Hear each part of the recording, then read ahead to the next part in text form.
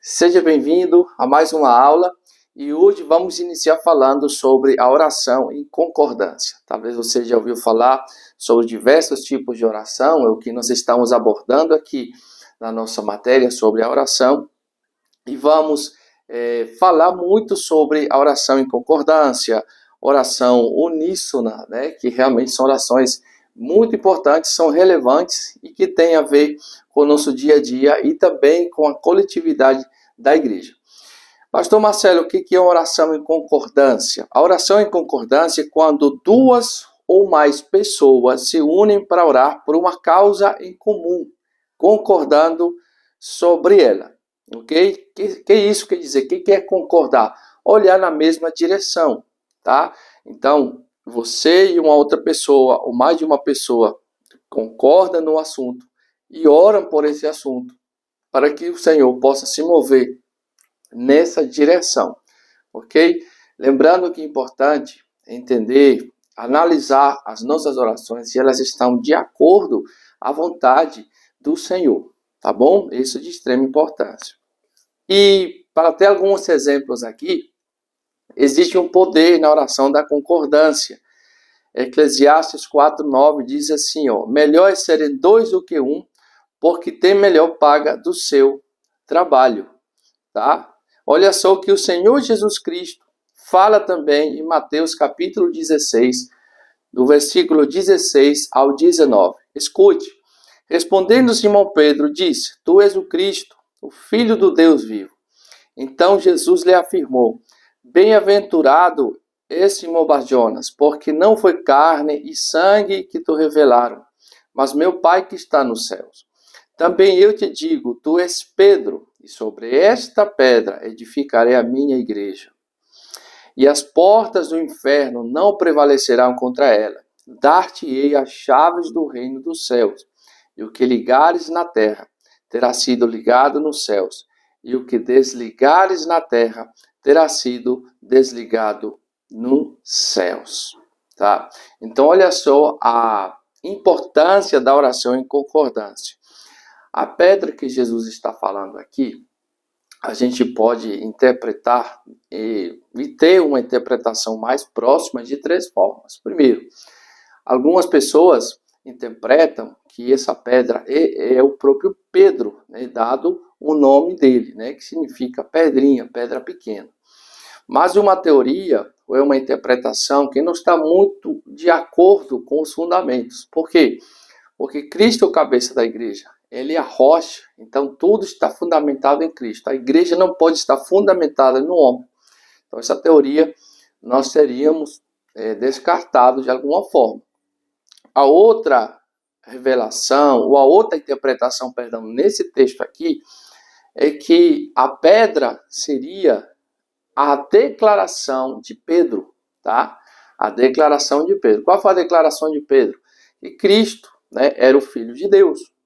Tá bom? Essa era a rocha, sobre esta rocha, ou seja, sobre a declaração de Pedro. Agora, uma terceira interpretação, que ela vai de mão dada também com a segunda, é que Jesus estava falando aqui sobre como ele seria conhecido, como as pessoas poderiam conhecê-lo. E há uma terceira interpretação aqui nesse texto, tá? De que Cristo só pode ser conhecido através de uma revelação do alto. Ok? Então, aqui Jesus está falando, não foi carne nem sangue que te revelou, mas o meu Pai, está falando de revelação. Ok? Então, olha só aqui o poder que há na concordância. Tá? Então, Jesus traz essa revelação, traz esse entendimento aqui para Pedro, para nós, os seus discípulos. Tá? E tem mais um outro texto, né, que está em Mateus 18, que fala também algo muito importante. E em verdade vos digo que tudo que ligares na terra terá sido ligado nos céus.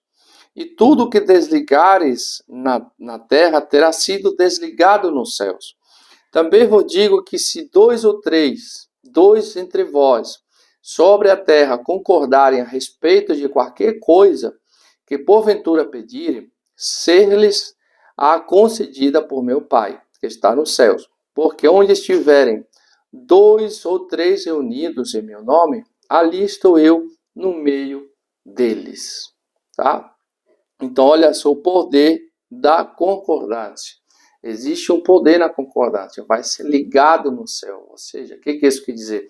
Vai ser confirmado. Né? O que ligamos na terra vai ser ligado no céu. O que a gente desfizer na terra vai ser desfeito também no céu. Isso mostra a relevância, a importância que o Senhor nos dá em relação à oração de concordância. Ok? Então era isso que Jesus estava falando. Tiverem duas pessoas que concordam em oração, se elas estão seguindo a vontade de Deus, haverá resposta para a glória do Senhor. Ok? O que é ligando e desligando? Marcos 11, 23 diz: em verdade vos digo que qualquer que dizer a este monte, ergue-te e lance-se no mar, e não duvidar em seu coração, mas crer que será feito o que ele diz, assim acontecerá. Por isso vos digo que tudo o que pedis em oração, crede que eu já tê-lo recebido. Tá? Então a oração vai funcionar se a oração em concordância. E essa ligação do céu e o desligar vai funcionar se nós estivermos em concordância com a vontade de Deus. Ok? E eu falei no início da aula que tem a oração em concordância e tem a oração uníssona. O que é a oração em concordância? A uníssona, vamos falar da uníssona. A uníssona é a oração onde todos oram ao mesmo tempo e de forma individual. Existe um propósito, obviamente. Então, irmãos, vamos orar para que venha chuva sobre o estado do Ceará. E todo mundo vai orar, né, pelo mesmo propósito, mas de forma individual. Você faz aquela oração pela mesma causa, ok? Isso nós encontramos no livro de Atos, né? Atos capítulo 4, quando agora nos damos o exemplo da oração em concordância. Como é que é a oração em concordância? A oração em concordância é uma pessoa ora e quem estiver com ela em oração, ela vai concordar, vai dizer amém. Por exemplo, estamos aqui 10 pessoas, então vamos fazer uma oração em concordância. Então eu vou fazer a oração e quem estiver comigo nesse espaço, nesse estúdio aqui, vai estar concordando com as minhas palavras. Amém, Senhor, que assim seja, que venha chuva sobre o Ceará, venha chuva sobre o sertão. Agora vamos fazer uma oração uníssona. Todo mundo vai orar, cada um de forma individual, ao mesmo tempo. E claro, Deus tem a capacidade de ouvir a oração de todo mundo, tá? Isso não podemos duvidar. Então, queridos, olha só que o Salmo 133, versículo 1 e 3 diz: "Oh, quão bom e quão suave é que os irmãos vivam em união. E é como o óleo precioso que desce sobre a cabeça e desce sobre a barba de Arão, e desce sobre a gola das suas vestes, como orvalho de Hermon. E desce sobre os montes de Sião, porque ali o Senhor ordenou a bênção e a vida para sempre." Aqui mais um exemplo de uma oração unânime ou uma oração uníssona, tá bom? Então, entendemos aqui a diferença da oração em concordância e da oração uníssona. A oração em concordância, um ora e quem estiver junto confirma. Amém, que assim seja. A oração uníssona, a oração unânime. Todo mundo ora pela mesma causa, de forma individual e ao mesmo tempo. Tá? Então existe uma grande unção e um poder disponível quando a igreja se reúne para orar em concordância e também quando a igreja se reúne para orar de forma uníssona. Amém? Gente, vamos falar agora sobre os inimigos da oração. Tá? Vou citar aqui alguns inimigos da oração. O que impede, às vezes, a oração de ser respondida? A gente pode achar que é só abrir a boca e Deus vai responder qualquer oração que a gente fizer. Então, olha só, quais são os inimigos da oração? Olha, lembrando que é da vontade de Deus, o propósito de Deus, ouvir cada oração e responder, obviamente, todas as nossas orações. Agora, o detalhe, nem sempre a resposta de Deus vai ser o que a gente quer, o que a gente espera. Tá? Deus sempre vai responder, dar resposta dentro da nossa oração em concordância, uma oração que esteja alinhada com a vontade de Deus. E a oração que glorifica a Deus, ele vai trazer uma resposta sempre. Mas temos que também entender que às vezes nós podemos estar orando de alguma forma que esteja em discordância diante de Deus, ou que o nosso coração não está bem alinhado, né? O coração pode estar ferido, e etc. E são coisas que nós vamos ver aqui agora, a continuação. Ok? Então, olha só que o Senhor Jesus tinha uma plena convicção de que o Pai sempre ouvia as orações dele. Olha só o que Jesus disse em João 11:42. Jesus diz assim: obrigado, meu Pai, graças te dou, porque sempre me ouves. Então, uma coisa é certa, Deus sempre vai nos ouvir. Isso é um fato. Tá? Deus nunca vai estar com os ouvidos tampados, como diz sua palavra, para não ouvir ninguém. Ele vai sempre ouvir. Agora, a resposta do Senhor sempre vai ser a melhor para as nossas vidas. Seja ou não o que eu e você esperamos, diferente do que ele responder. Poderíamos citar aqui um dos inimigos da oração, tá? Vou citar vários aqui. Seria, por exemplo, problemas no relacionamento familiar. Por exemplo, olha só o que diz 1 de Pedro 3,7. Maridos, vós igualmente vivei a vida comum do lar, com discernimento e tendo consideração para com a vossa mulher, como parte mais frágil. Tratai-a com a dignidade, porque sois juntamente herdeiros da mesma graça da vida, para que não se interrompam as vossas orações. 1 de Pedro 3,7. Tá? 3,7. Então, uma das coisas que é inimiga da oração é o maltrato verbal, físico, dentro da nossa família, tá? Sua esposa, seus filhos, tá? Isso pode causar uma não resposta do céu sobre a sua vida, como disse aqui a Bíblia, né? A palavra de Deus em 1 de Pedro 3,7. Façam de uma forma correta para que as vossas orações não sejam interrompidas, tá? Então, muitas orações são interrompidas por não haver um tratamento digno de uns para com os outros, tá? Segundo inimigo da oração é a falta de perdão. Marcos 11, 25, 26 diz: quando estiveres orando, se tiver alguma coisa contra alguém, perdoa, para que o vosso Pai Celestial vos perdoe as vossas ofensas. Mas se não perdoais, também vosso Pai Celestial não vos perdoará as vossas ofensas. Ok? Fomos perdoados do pecado. E uma coisa diferente. Agora, diariamente, podemos, claro, passar por problemas, por desentendimentos, e aí onde nós precisamos, de alguma forma, perdoar e pedimos perdão. Isso também interrompe as nossas orações, é o inimigo da oração. Outra coisa, contendas e brigas, confusões. Isso é o que diz Tiago capítulo 3, 16, 17, diz: pois onde há inveja e sentimento faccioso, aí há confusão e toda espécie de coisas ruins. A sabedoria, porém, lá do alto, é primeiramente pura, depois pacífica, indulgente, tratável, plena, misericordiosa e de bons frutos, imparcial e sem fingimento. Tiago 3, 16, 17.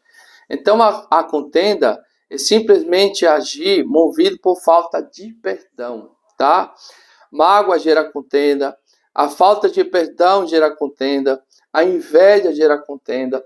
Tudo isso é um inimigo da oração, ok? Mas o inimigo da oração é o egoísmo. Tiago 4,3.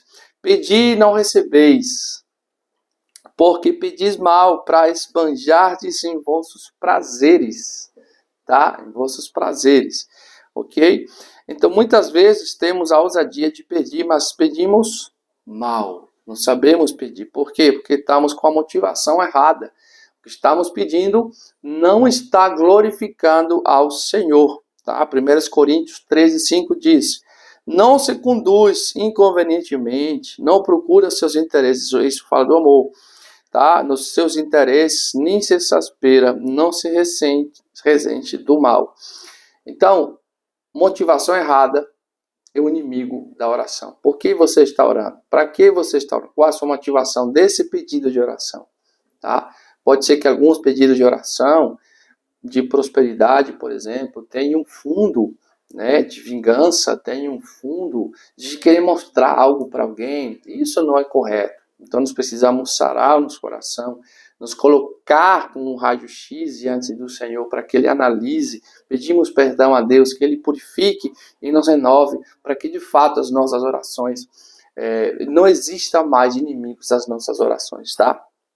Outra coisa, a motivação errada, como nos falamos, Salmo 66, 18 diz: se eu no coração contemplar a vaidade, o Senhor não me terá ouvido, tá?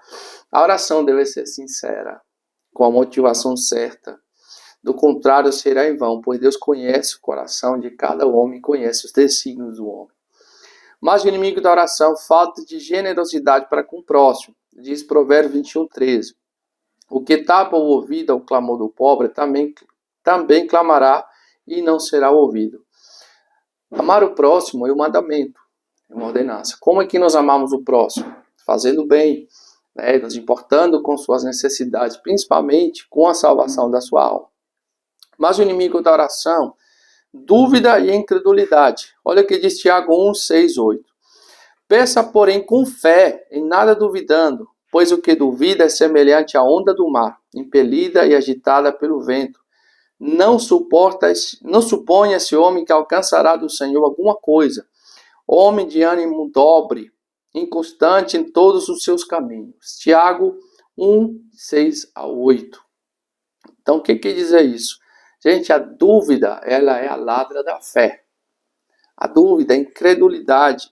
Então, queridos, a Bíblia diz que sem fé é impossível agradar a Deus. Então, o que você precisa fazer? Se você está declarando em fé algo, você não pode daqui a pouco estar mudando sua declaração. Tá? Dúvida e incredulidade, elas são inimigos da oração. Ok? Vamos avançando. Confissão errada, como eu falei aqui. Confesse o que é certo, que você está acreditando. Outra coisa, não dependa da fé dos outros. Tenha fé, você tem fé. Deus te deu uma medida de fé. Olha o que disse Romanos, capítulo 12, versículo 3. Diz assim, porque pela graça que me foi dada, digo a cada um de entre vós, que não pense de si mesmo além do que convém. Antes, pense com moderação, segundo a medida de fé que Deus repartiu a cada um. Então, Deus te deu uma medida de fé. Você já vem com uma configuração e uma medida de fé para a sua vida. Ok? E o último inimigo da fé é uma oração repetitiva. Ou seja, por exemplo, se você prometeu, se você é pai, mãe, prometeu ao seu filho, olha, mais tarde ou esse mês vou comprar o seu tênis, está precisando do seu tênis, vou comprar para você ir para o colégio. E aí o seu filho vai estar 24 horas pedindo esse tênis, né? Então isso de alguma forma termina chateando, meu filho, eu já não lhe falei, confie, creia. Então, no mundo espiritual, tem algumas coisas que já são promessas de Deus, que já vão acontecer. Então, eu não posso estar o tempo todo pedindo algo, especificamente a mesma coisa o tempo todo para Deus. Eu posso, de alguma forma, orar, Senhor, lembra-te dessa minha oração. É diferente que eu estar pedindo todo dia a mesma coisa. Então, preciso tomar esse cuidado. Disse Mateus 6, versículo 7. E orando, não usei de vãs repetições, como os gentios, porque presumem que pelo seu muito falar serão ouvidos. Tá bom? Então, esses são alguns dos inimigos da oração. Para você poder ter noção e entender um pouco do que acontece também nos tipos de oração. Tá? Ter um entendimento mais amplo, um entendimento mais abrangente do que são as nossas orações. E para finalizar, o que Jesus ensinou a respeito da oração? Olha só, o princípio de ter uma vida particular de oração, Mateus 5, 6, 6, né? O Pai Nosso, princípios e a oração faz parte da vida do cristão. Precisamos orar sempre a Deus, sozinhos com Deus, precisamos estar sós com Ele. Outro princípio a ser repetido, que não pode acontecer, tá? Na nossa oração, é ser repetitivo, como nós falamos, tá? Outro princípio da oração é o louvor. Louve a Deus nas suas orações. Louve o Senhor nas suas orações, tá? Coloque sempre a Deus em primeiro lugar. Senhor, que venha teu reino. Outra coisa, oração diária. Todos os dias nós precisamos estar em oração. Princípio do perdão que nós falamos aqui. A oração deve conter o perdão. Devemos pedir o livramento da tentação, aliás, do mal, né? Livra-nos do mal. Da tentação, queridos, ela faz parte da nossa vida. Né? Quando está pedindo para livrar da tentação, está pedindo exatamente para livrar do que a tentação causa nas nossas vidas. Mas ninguém de nós vai deixar de ser tentado, tá bom? A palavra de Deus também fala que Deus não tenta ninguém.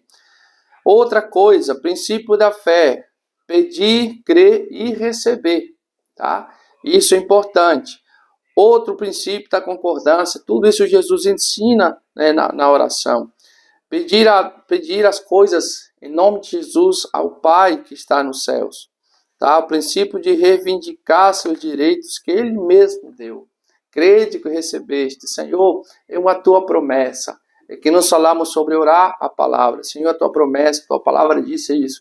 Você está reivindicando, não com o intuito de dar uma ordem a Deus, apenas reivindicando orações ou palavras, promessas que o próprio Deus, né, tem propósito para nós. Tá?